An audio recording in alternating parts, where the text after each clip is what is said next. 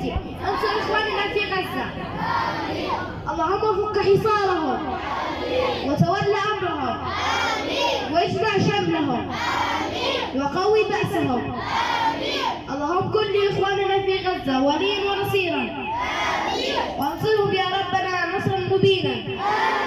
اللهم اشف مرضاهم وداوي جرحاهم وثبت أقدام مجاهديهم واملأ بيقين قلوبهم واجعل النصر في إيمانهم وسدد رميهم.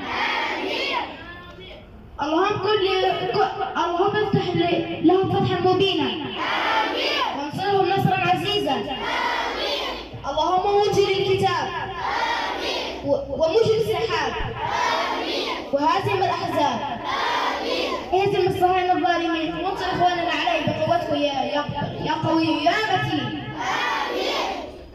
اللهم زلزل الأرض تحت أقدامهم واملأ بالرعب قلوبهم وشتت شملهم واكفنا شرهم. اللهم لا ترفع الصهاينة وأعوانهم راية ولا تحقق لهم هدفا ولا غاية. وآخر دعوانا أن الحمد لله ونصلي ونسلم على سيدنا محمد وعلى آله وأصحابه أجمعين.